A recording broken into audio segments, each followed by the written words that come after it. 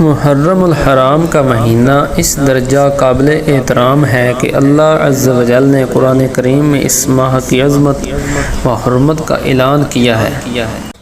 بے شک اللہ کے ہاں مہینوں کی گنتی 12 مہینے ہیں اللہ کی کتاب میں، جس دن سے اللہ نے زمین اور آسمان پیدا کیے ان میں سے 4 عزت والے مہینے ہیں۔ سورۃ التوبہ آیت نمبر 36 میں یہ بیان ہوا ہے، جو کہ یہ ہیں ذی القعدہ، ذی الحجہ، محرم اور رجب۔ اس کا تذکرہ حدیث میں آیا ہے۔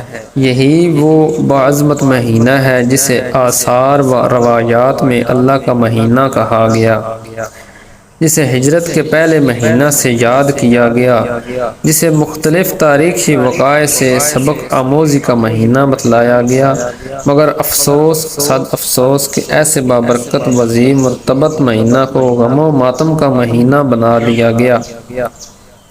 اس میں مختلف رسوم و بدعات کا دہانہ کھول دیا گیا اور شیعیت کے زیر اثر عوام کی اکثریت کو یہی باور کرایا گیا کہ اس مہینہ میں شادی بیاہ کی تقاریب کا انعقاد معجب نحوست ہے۔ سیاہ لباس زیب تن کرنا محبت اہل بیت کی علامت ہے اور سبیلے لگا کر پانی و شربت پلانا ہی جنت و مغفرت کی ضمانت ہے وغیرہ۔ محرم الحرام کے فضائل و اعمال کی وضاحت اور بدعات و خرافات کی نشاندہی کرتے ہیں تاکہ اعتدال کے ساتھ ان امور کو انجام دیا جائے جن کا شریعت نے حکم دیا ہے، اور ان سے بچنے کی کوشش کی جائے جن سے منع کیا ہے۔ نمبر 1، محرم کے روزے۔ محرم وہ قابل قدر مہینہ ہے کہ رمضان کے بعد اسی ماہ میں نفل روزہ رکھنا سب سے زیادہ فضیلت کا باعث ہے۔ جیسے فرائض کے بعد نوافل میں قیام اللیل اللہ تعالیٰ کو سب سے زیادہ پسند ہے، اسی طرح فرض روزوں کے بعد نفل روزوں میں محرم کے روزے اللہ تعالیٰ کو سب سے زیادہ پسند ہیں۔ ایک حدیث میں ہے کہ ایام محرم میں ایک دن کا روزہ رکھنا دوسرے مہینوں کے 30 دن روزہ رکھنے کے برابر فضیلت رکھتا ہے۔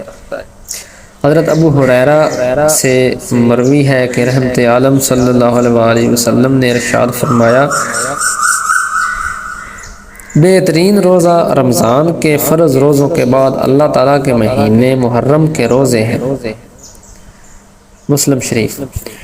حضور اکرم صلی اللہ علیہ وآلہ وسلم نے ایک صحابی کو خطاب کرتے ہوئے ارشاد فرمایا کہ صبر یعنی رمضان کے مہینے کے روزے رکھو اور ہر مہینے میں ایک دن کا روزہ رکھ لیا کرو۔ ان صحابی نے عرض کیا کہ مجھے اس سے زیادہ کی طاقت ہے، لہٰذا میرے لیے اور اضافہ کر دیجئے۔ آپ نے فرمایا ہر مہینے میں 2 دن روزہ رکھ لیا کیجئے۔ پھر ان صحابی نے عرض کیا کہ میرے لیے اور اضافہ فرما دیجئے کیونکہ مجھے اس سے زیادہ کی طاقت ہے۔ آپ صلی اللہ علیہ وآلہ وسلم نے ارشاد فرمایا کہ ہر مہینے میں 3 دن روزہ رکھ لیا کرو۔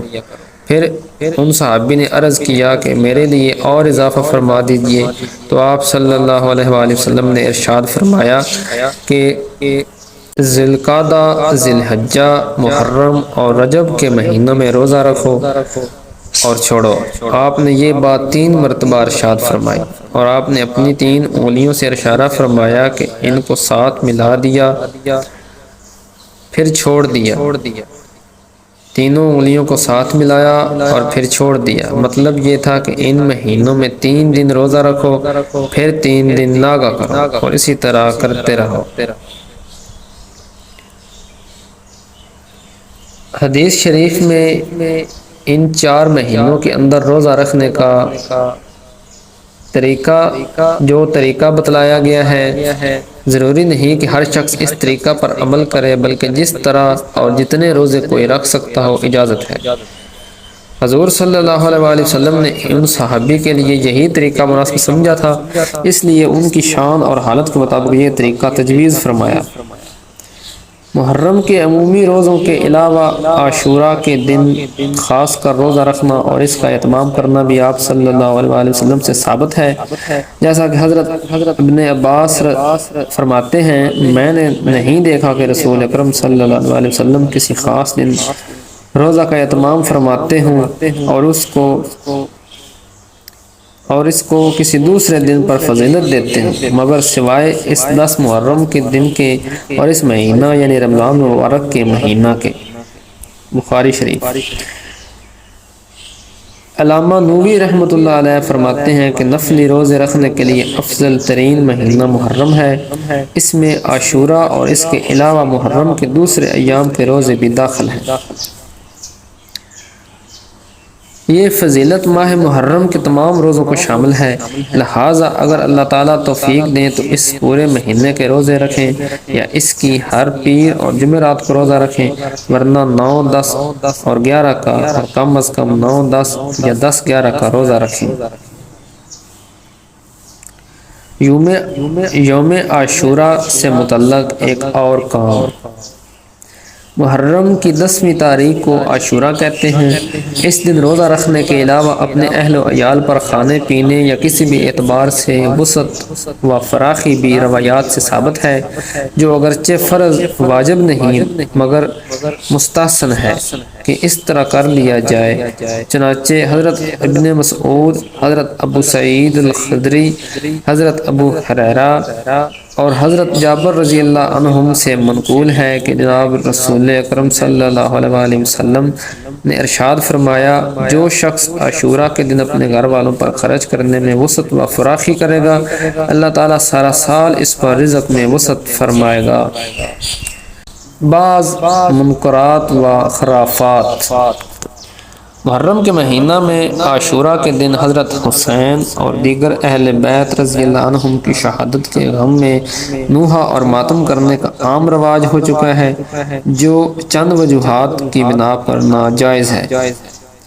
نمبر 1، شریعت مطہرہ میں رنج لاحق ہونے یا عزیز اقارب کے فوت ہونے پر صبر کی تلقین کی گئی ہے۔ اللہ تعالیٰ نے قرآن کریم میں بہت سے مقامات پر صبر و تحمل کا حکم دیا ہے اور اس کے فضائل و انعامات بیان فرمائے ہیں۔ احادیث میں بھی حضور اقدس صلی اللہ علیہ وسلم نے مصائب پر صبر کرنے کی تلقین فرمائی ہے۔ یہ ساری صورتحال کسی مسلمان سے چھپی ہوئی نہیں ہے، اس لیے نوحہ اور ماتم کرنا صبر کے خلاف ہے۔ نمبر 2، شریعت نے اپنے عزیز کی فوتگی پر اعتدال کے ساتھ غم زدہ رہنے کی اجازت دی ہے۔ اس میں آنسو بہانا صبر و تحمل کے خلاف نہیں بلکہ غم کا تقاضا ہے، اور حضور صلی اللہ علیہ وسلم نے اپنے فرزند کے انتقال پر اسی طرح اظہار غم فرمایا ہے۔ البتہ بلند آواز سے رونا، چیخنا، چلانا، جسم یا چہرے کو پیٹنا، گریبان چاک کرنا، یہ تمام ایسے کام ہیں جن سے شریعت منع کرتی ہے۔ حضور اقدس صلی اللہ علیہ وسلم نے ارشاد فرمایا کہ 2 چیزیں ایسی ہیں جو کفر ہیں، ایک تو نصب میں تانا دینا اور دوسری چیز میت پر نوحہ کرنا۔ ایک اور روایت میں حضور صلی اللہ علیہ وسلم نے فرمایا کہ میں نے 2 احمق اور فاجر آوازوں سے منع کیا ہے، ایک تو مصیبت کے وقت چیخنا، چہرہ نوچنا اور گریبان پھاڑنا، اور دوسری شیطانی مرثیہ خوانی۔ اسی طرح بعض لوگ محرم کو غم کا مہینہ سمجھتے ہیں اور اس میں شادی، بیاہ اور دیگر تقریبات سے اجتناب کرتے ہیں، جبکہ اس کی بھی کوئی حقیقت نہیں۔ شرعاً سوگ کرنے کی صرف چند صورتیں ہیں اور وہ بھی خواتین کے لیے۔ مطلقہ بائنہ کے لیے صرف زمانہ عدت میں، جس عورت کا شوہر فوت ہو جائے اس کے لیے صرف زمانہ عدت میں، کسی قریبی رشتہ دار کی وفات پر صرف 3 دن۔ اس کے علاوہ کسی بھی موقع پر عورت کے لیے سوگ کرنا جائز نہیں ہے، اور سوگ کا مطلب یا طریقہ یہ ہے کہ وہ اس عرصہ میں زیب و زینت اور بناؤ سنگار نہ کرے، زینت کی کسی بھی صورت کو اختیار نہ کرے، مثلا خوشبو لگانا، سرما لگانا، مہندی لگانا اور رنگ برنگے خوشنما کپڑے وغیرہ پہننا۔ اس کے علاوہ کوئی صورت اپنانا، مثلا اظہار غم کے لیے سیاہ لباس پہننا یا بلند آواز سے آہ و بکا اور سیاہ لباس وغیرہ پہننا جائز نہیں۔ نیز مردوں کے لیے تو کسی صورت میں سوگ کی اجازت نہیں ہے، تو پھر محرم الحرام کے شروع ہوتے ہی سوگ اور ماتم کیا معنی رکھتا ہے؟ نتیجہ کلام یہ ہے کہ محرم الحرام کی آمد پر اس بات کی ضرورت ہے کہ ہم اس کی عظمت و فضیلت سے فائدہ اٹھا کر زیادہ سے زیادہ اللہ جل شانہ کی عبادت اور حضور صلی اللہ علیہ وآلہ وسلم کی سچی اطاعت میں اپنا وقت گزاریں اور اس میں رونما ہونے والے عظیم الشان واقعات سے نصیحت و عبرت حاصل کریں کہ اسلامی سال کا یہ پہلا مہینہ محرم الحرام عبادت و عبرت کا ہے۔ اس کی عظمت کا تقاضا یہ ہے کہ خصوصاً اس میں ہر قسم کے محرمات و منکرات، خرافات و رسومات، بدعات اور معاصی سے مکمل اجتناب کریں تاکہ اس کا اثر پورے سال بلکہ زندگی بھر باقی رہے۔